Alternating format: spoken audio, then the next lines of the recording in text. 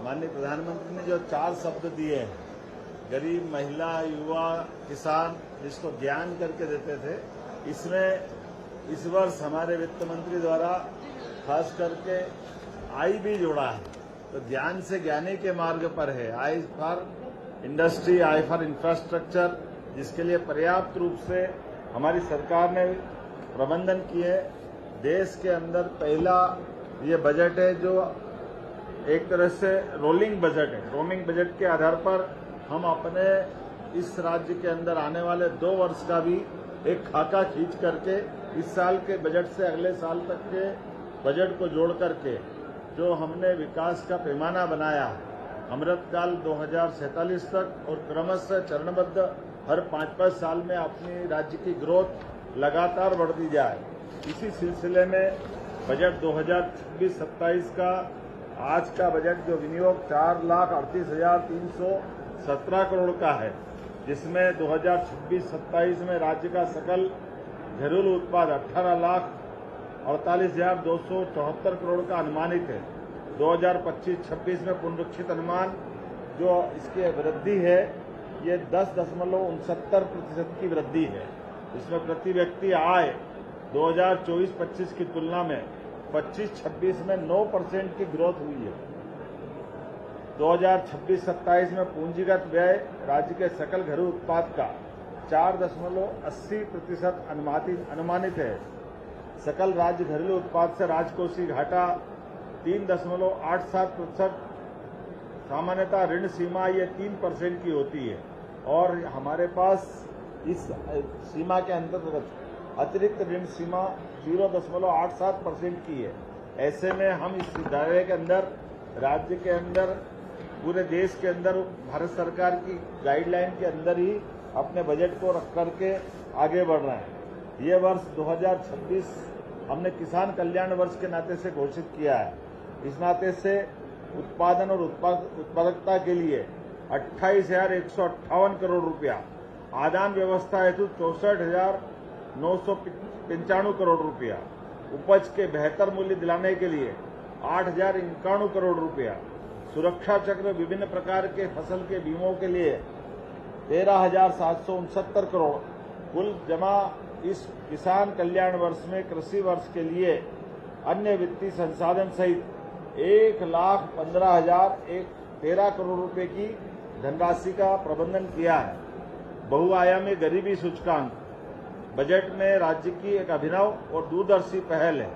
पूंजीगत व्यय वित्तीय वर्ष 2023-24 में और 24-25 में 25-26 में 30% की ग्रोथ से हमारा राज्य आगे बढ़ रहा है।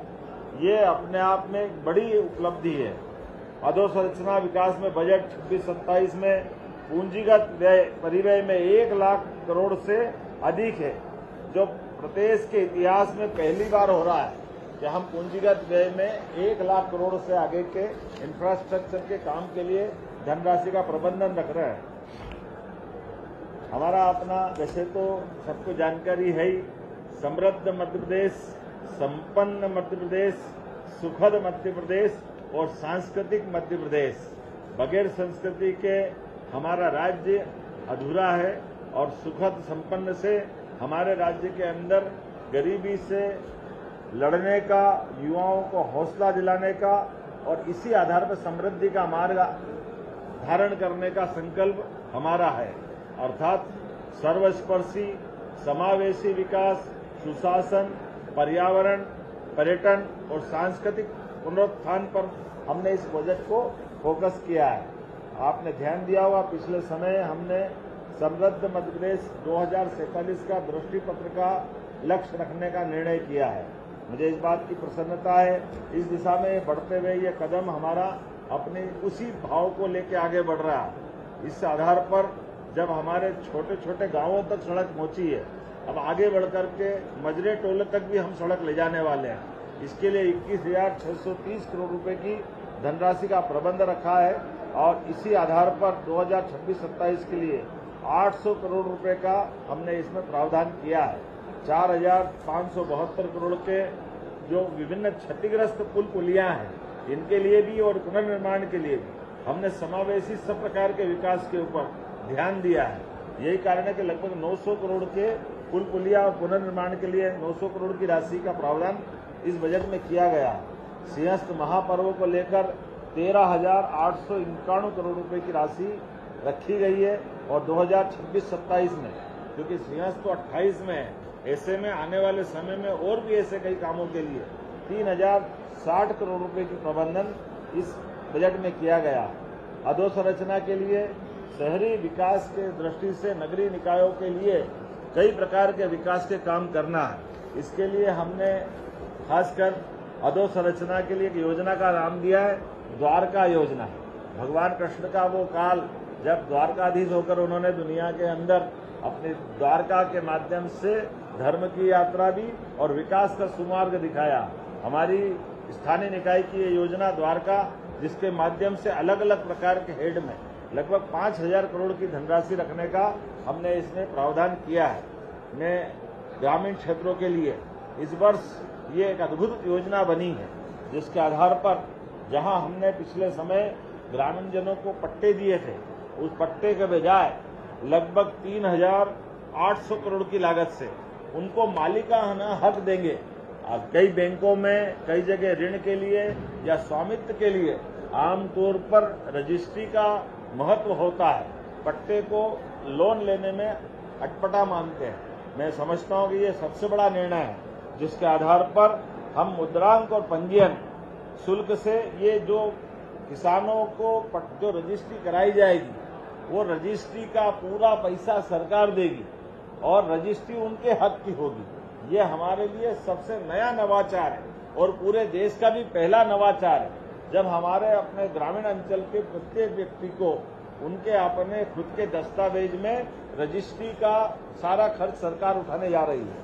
यशोदा दुग्ध प्रदाय योजना, अर्थात स्कूल के अंदर 5 वर्षों के माध्यम से हमारे बच्चों को आमतौर पर फूड के आधार पर, फूड के साथ साथ टेट्रा पैक में अर्थात पैकेज में दूध भी देंगे और दूध से उनकी अपनी पोषकता के साथ साथ ये नवाचार हमने प्रारंभ किया है। इसके लिए भी 5 वर्षों में 6,600 करोड़ का प्रावधान हमारी सरकार के द्वारा किया गया है। मुख्यमंत्री लाडली बहना योजना, आप अंदाज लगा लो, इतना बजट तो 2002-03 तक का कांग्रेस के शासनकाल में 1956 में मध्य प्रदेश बना था। लगभग 20-22 हजार करोड़ का बजट रहता था। अकेली लाडली बहना योजना के लिए हमने अपने बजट में 23,883 लगभग 24,000 करोड़ का बजट लाडली बहना के लिए ही रखा है, क्योंकि हमने विकास के लिए पर्याप्त ध्यान दिया है। तो हमारी योजनाओं के लिए भी प्रतिबद्धता है, हम किसी योजना को बंद भी नहीं कर रहे, लेकिन पर्याप्त धनराशि देकर के हमने जो हमारा कमिटमेंट है उसको निभाने के लिए आगे बढ़ रहे हैं। विकसित भारत गारंटी फॉर रोजगार योजना हमारे लिए, इसमें आजीविका मिशन सहित लगभग 10,428 करोड़ का प्रावधान इसमें भी किया गया है।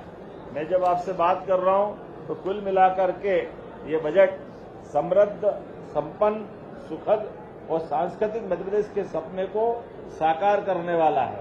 एक तरफ जब हम बजट में आगे बढ़ रहे हैं, 1 रुपया टैक्स नहीं बढ़ाया गया है। ये हमारे बजट की तीसरे साल की विशेषता भी है। जब से हमारी सरकार बनी है, हमने 1 रुपये का बजट, 1 रुपये का कर बढ़ाया नहीं। एक इसका कारण बेस ये है कि हमारे अपने वित्तीय संसाधनों का बेहतर सुप्रबंधन करते हुए, अलग से कोई किसी पे टैक्स न बढ़ाते हुए, उपलब्ध टैक्स के आधार पर सुव्यवस्था के बलबूते पर बजट को लगातार बढ़े जा रहे हैं। हर हेड में राशि बढ़ा रहे हैं।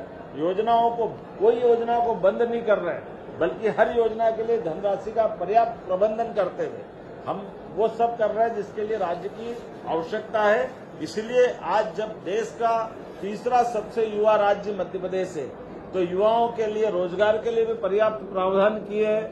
हमारे विकास के सभी पैमानों के लिए, एयरपोर्ट से लगा करके नए प्रकार के ग्रीनफील्ड रोड बनाने तक, नए कॉलेज और नई सांदीपनि विद्यालय से लगा करके नए हॉस्पिटलों तक, मेडिकल कॉलेज से लगा करके सभी प्रकार के इंडस्ट्रियों तक, सभी प्रकार के एविएशन के प्रोत्साहन फलस्वरूप हमारा राज्य एकमात्र राज्य है जहां हेली सर्विस के आधार पर भी हम पर्यटकों को अपने से जोड़ करके उनके लिए एयर बीमार है तो एयर एम्बुलेंस और घूमने आए तो उनके लिए हेलीकॉप्टर की सुविधा भी दे रहे हैं और जहां हेलीकॉप्टर की सुविधा दे रहे हैं वहां प्लेन की सुविधा भी दे रहे हैं और प्लेन की टिकट के लिए आमतौर पर जैसे उत्तराखंड के अंदर अगर 3 मिनट का वायुयान सेवा या हेलीकॉप्टर सेवा में व्यक्ति बैठता है तो लगभग 15 से 20 हजार रुपया उसको लगते हैं। उसके उलट हमारे यहाँ 45 मिनट की यात्रा में हम केवल उससे 1/10 ले रहे हैं, बाकी का सारा पैसा हमारी तरफ से दे रहे हैं। इसी के कारण से हमारे सभी प्रकार की हवाई सेवाओं में सफलतापूर्वक अब तीसरे वर्ष में प्रवेश करते हुए पर्याप्त प्रावधान किया गया और यही कारण है कि देश के अंदर सबसे ज्यादा पर्यटकों की संख्या लगभग 13.5 करोड़ से ज्यादा अगर आई है तो मध्य प्रदेश में आई है। मुझे इस बात की भी प्रसन्नता है, धार्मिक पर्यटन ने भी हमारे अभी तक के सारे रिकॉर्ड तोड़े हैं, जिसके आधार पर देश के अंदर सबसे ज्यादा पर्यटकों की, धार्मिक पर्यटकों की संख्या भी अब अपने प्रदेश के अंदर आई है। इसी के साथ साथ विदेशी पर्यटकों की संख्या भी उल्लेखनीय 1.5 लाख से ऊपर की संख्या में हमारे राज्य के अंदर विदेशी पर्यटक भी आए, लेकिन आने वाले समय में ये इनकी संख्या और बढ़े। इसलिए टेंट सिटी से लगा करके स्टार और स्टार से लेकर होम स्टे तक सभी प्रकार के क्षेत्र में हम विकास कर रहे हैं और साथ ही साथ वन्य जीवों के लिए भी हमारे यहाँ वन्य संपदा पर्याप्त रूप से है।